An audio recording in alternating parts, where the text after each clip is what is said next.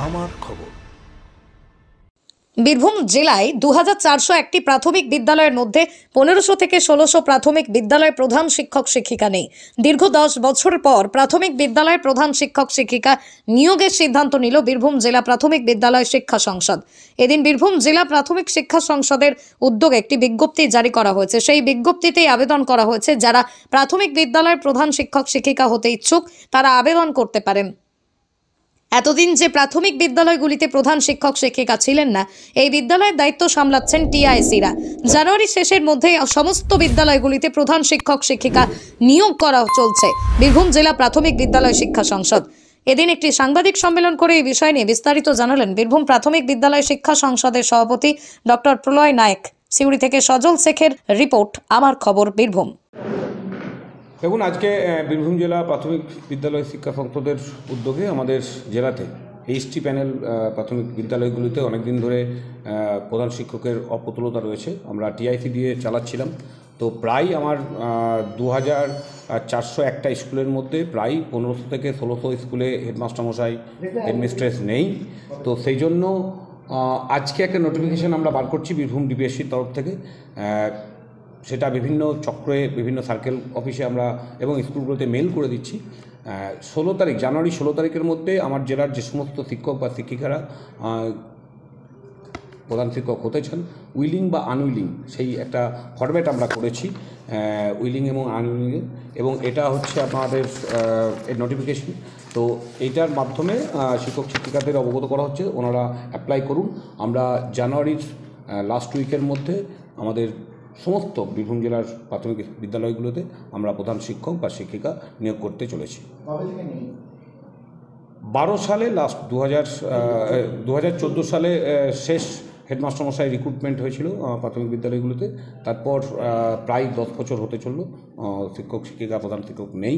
স্কুলগুলো একটু problem face করছিল বিভিন্ন রকম ইয়েতে। তো সেই জন্য আমরা সবাই আজকে সমস্ত সর্বদলীয় একটা সাংগঠনিক যে শিক্ষক সংগঠনগুলি ছিল তাদেরকে নিয়ে বৈঠক করলাম, এবং আমার সমস্ত আধিকারিক ডিআই সাহেব, এআই সাহেব, আমার অফিসের আধিকারিকদের নিয়ে বৈঠক করার পর আমরা এই সিদ্ধান্তে উপনীত হয়েছি। এতদিন হয়নি কারণ বিভিন্ন রকম প্রতিবন্ধকতা ছিল। এটা গোটা রাজ্য জুড়ে একটা সমস্যা ছিল। আমরা রাজ্যে একটা অ্যাপ্লাই করেছিলাম বহুদিন ধরেই। তো রাজ্যের থেকে, ডিপার্টমেন্ট থেকে যদি আমরা কোনো নির্দেশ না পাই, সেই জন্য আমরা আমাদের তরফ থেকে এখন নির্দেশ এসেছে, বিভিন্ন জেলাগুলি শুরু করেছে, আমরাও বীরভূম জেলার পিছিয়ে নিয়ে আমরা শুরু করছি। না না না না না, এটা পুরো আমরা কাউন্সেলিং করব। আমরা সার্কেল একটা উইদিন দ্য সার্কেলের মধ্যে শিক্ষক শিক্ষিকারা প্রধান শিক্ষক শিক্ষিকা হতে পারবেন তার সার্কেলের যে কোনো স্কুলগুলোতে। তো এবং কাউন্সেলিং করব আমরা আমাদের ডিপিএসসি অফিসে, এবং কাউন্সেলিংয়ের ভিডিওগ্রাফি করা হবে, এবং একবারে প্যানেল করে যেমনভাবে হয় কোনো রকম এখানে অ্যাকর্ডিং টু তাদের লেন্থ অফ সার্ভিস, আমাদের জেলাতে যে সার্ভিস তার সিনিয়রিটি অনুযায়ী এই আমরা প্রধান শিক্ষক শিক্ষিকা নিয়োগ করছি। 16 তারিখ, জানুয়ারি 16 তারিখের মধ্যে শিক্ষক শিক্ষিকাদের অ্যাপ্লাই করতে হবে। 19 তারিখের মধ্যে সমস্ত সংশ্লিষ্ট এসআই অফিস থেকে আমাদের ডিপিএসসিতে আসবে, এবং আমরা জানুয়ারির লাস্ট উইক থেকে আমরা কাউন্সেলিং প্রসেস শুরু করব।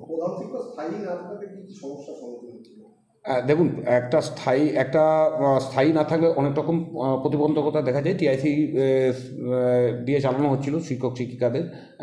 তো আশা করছি প্রধান শিক্ষক নিয়োগ হয়ে যাওয়ার পরে যে প্রবলেমগুলো দেখা দিয়েছিল এতদিন ধরে, সেগুলো আর থাকবে না।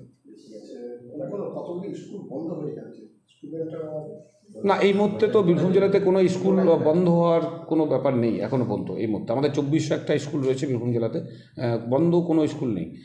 ছাত্রছাত্রীর সংখ্যা কোভিডকালে যেটুকু কমেছিল, কিন্তু এই সেশনে আমাদের কিন্তু আগের সেশন এবং এই সেশনে ছাত্রছাত্রীর সংখ্যা উত্তরোত্তর বৃদ্ধি পেয়েছে।